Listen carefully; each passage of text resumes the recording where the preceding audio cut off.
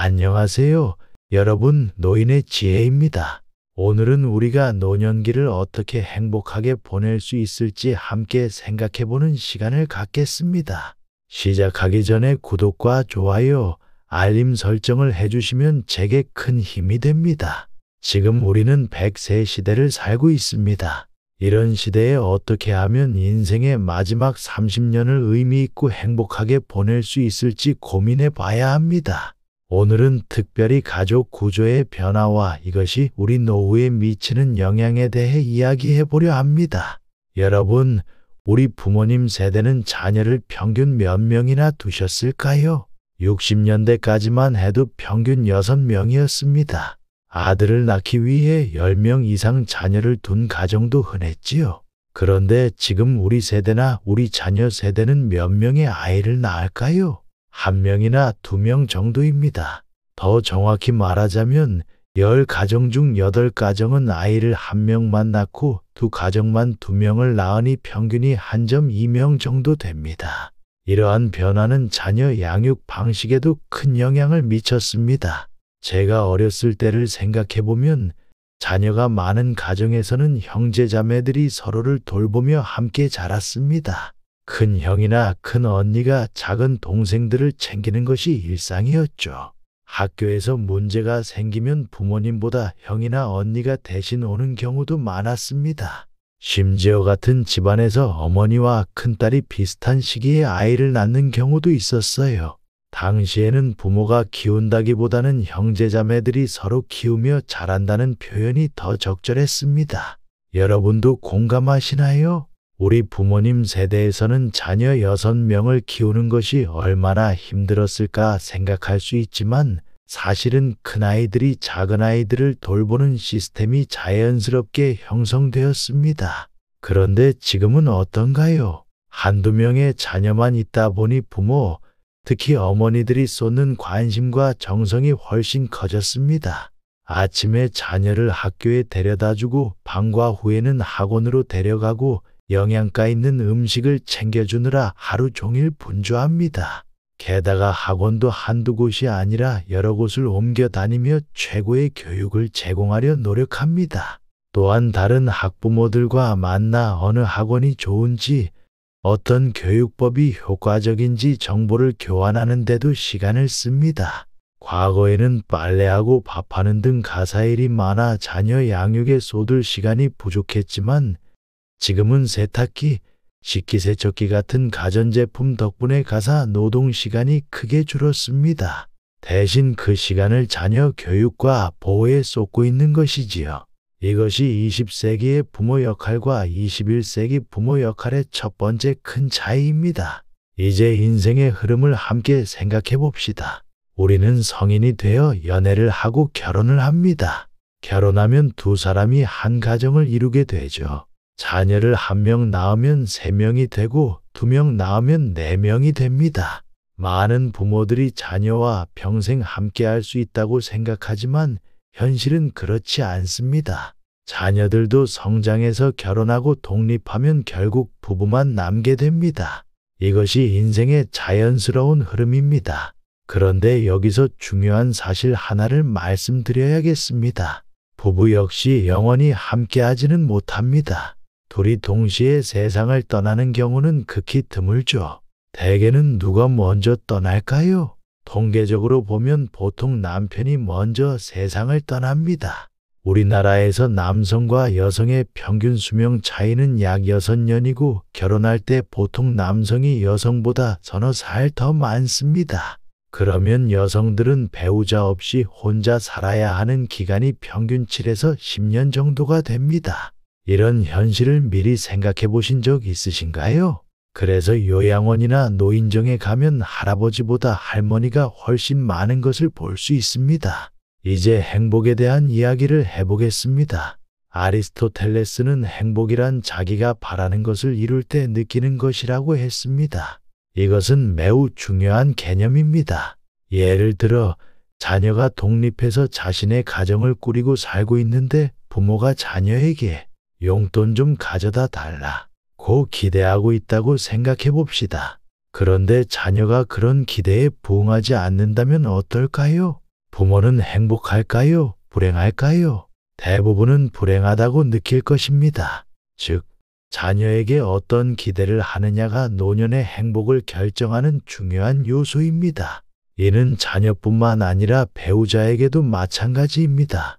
기대하는 것이 많을수록 실망할 가능성도 커지고 그만큼 행복지수가 낮아집니다. 우리 부모님 세대에는 평균 수명이 60대였고 길어야 70대나 80대까지였습니다. 게다가 자녀가 6명이나 있었기 때문에 부모를 부양하는 것이 상대적으로 부담이 적었습니다. 6명이 돌아가며 부양하면 한 사람당 부담이 크지 않았기 때문이죠. 하지만 현재 우리 세대는 상황이 많이 다릅니다. 자녀는 한두 명뿐인데 우리는 평균적으로 90세까지 살게 되었습니다.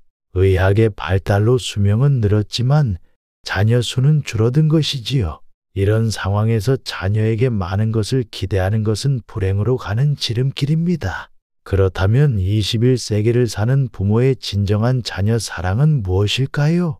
20세기 부모님들의 자녀 사랑은 모든 것을 희생해서 자녀를 뒷바라지하는 것이었습니다. 그래도 노후가 그리 길지 않았고 자녀도 많았기 때문에 큰 문제가 없었습니다. 하지만 우리 세대가 모든 것을 희생해 자녀만을 위한다면 노후에 자녀에게 의존할 수밖에 없게 됩니다.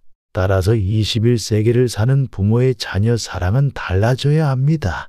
진정한 자녀 사랑은 늙어서 자녀에게 손 안 벌리는 것입니다.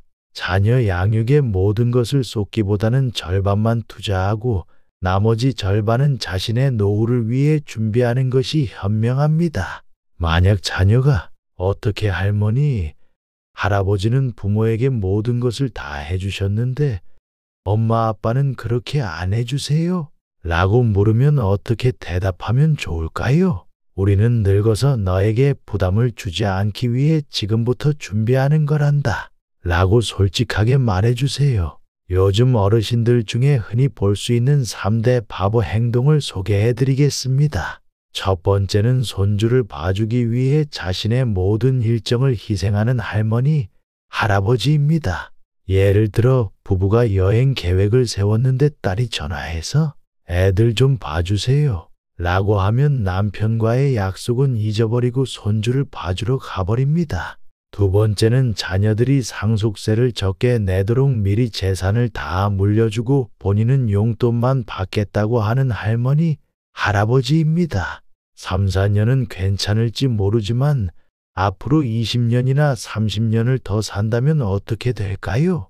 충분한 재정적 준비 없이는 큰 어려움을 겪을 수 있습니다. 세 번째는 손주들이 방문할 때 방이 부족할까 봐 더 큰 집으로 이사가는 할머니, 할아버지입니다. 1년에 몇 번 오지 않는 손주들 때문에 평소에는 필요 없는 큰 집에서 관리비와 세금을 더 많이 내며 살게 됩니다. 이런 행동들은 말로는 그러면 안 된다 고 하지만 실천하기는 참 어렵습니다. 그게 인간의 마음입니다. 쉽게 실천하기 힘들다고 해서 중요하지 않은 것은 아닙니다. 오늘 제가 말씀드리고자 하는 요점은 21세기를 사는 부모들은 20세기의 부모들과는 달리 자녀 사랑의 개념을 바꿔야 한다는 것입니다. 나의 모든 것을 바쳐 자녀를 뒷바라지하는 것이 아니라 나의 절반만 자녀에게 주고 나머지 절반은 내 노후를 위해 준비하는 것이 진정한 자녀 사랑입니다. 여러분은 어떤 부모가 되고 싶으신가요? 지금 모든 것을 자녀에게 주고 늙어서 손 벌리는 부모가 좋을까요? 아니면 지금 적절히 투자하고 늙어서 자녀에게 의존하지 않는 부모가 좋을까요? 대부분의 사람들은 후자를 선택할 것입니다. 하지만 많은 부모들이 깊이 생각하지 않고 행동하다가 결국 노년에 자녀에게 의존하게 됩니다. 자녀들도 요즘은 살기 어려운데 부모가 도움을 요청하면서 내가 너를 어떻게 키웠는데? 라고 한다면 가족의 행복이 커질까요? 갈등이 커질까요? 당연히 갈등만 커지겠지요. 이제 다른 중요한 주제로 넘어가 보겠습니다. 퇴직 후의 부부 관계에 대한 이야기입니다. 남성들은 퇴직하면 직장에서 맺었던 인간관계가 대부분 끊어집니다. 그동안 이를 중심으로 맺어진 관계였기 때문이죠. 그리고 많은 남성들이 내가 평생 열심히 일해서 가족을 부양했으니 이제는 아내가 나를 위로하고 친구가 되어줄 것이라고 기대합니다. 하지만 현실은 어떨까요? 아내들은 남편이 직장에 다니는 동안 다른 사회적 관계를 형성해 왔습니다. 자녀들의 학교에서 만난 다른 어머니들, 동네 이웃들, 취미 모임 등 다양한 관계망을 구축했지요. 남성들의 인간관계는 직장과 함께 끝나는 경우가 많지만 여성들의 관계는 직업과 상관없이 계속됩니다. 그래서 많은 여성들이 퇴직한 남편이 하루 종일 집에 있는 것을 부담스러워하기도 합니다.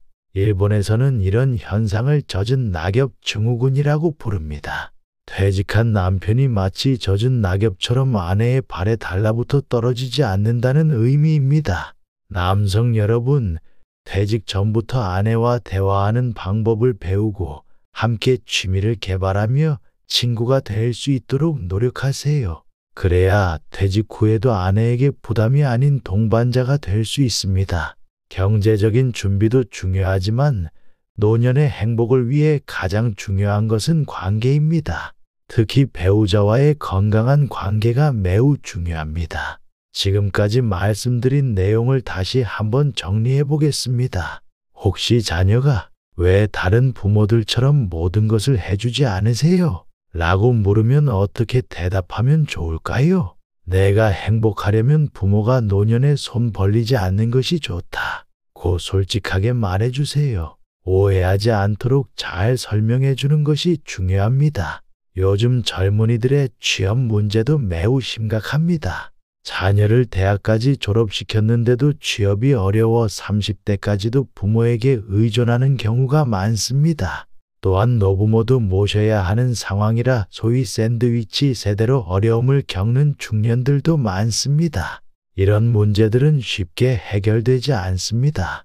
일자리가 늘기 위해서는 경제가 성장해야 하는데 최근 우리나라의 경제 성장률은 2에서 3% 정도입니다.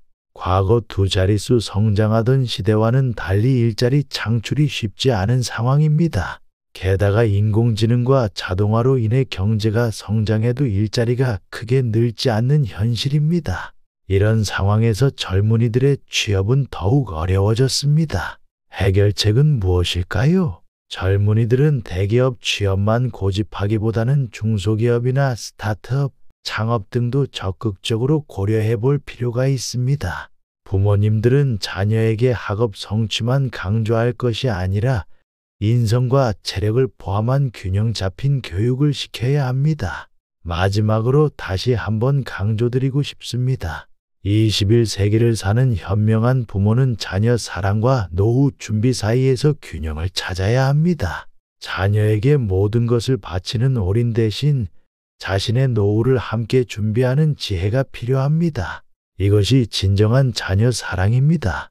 인생은 빛과 그림자가 공존하는 여정입니다.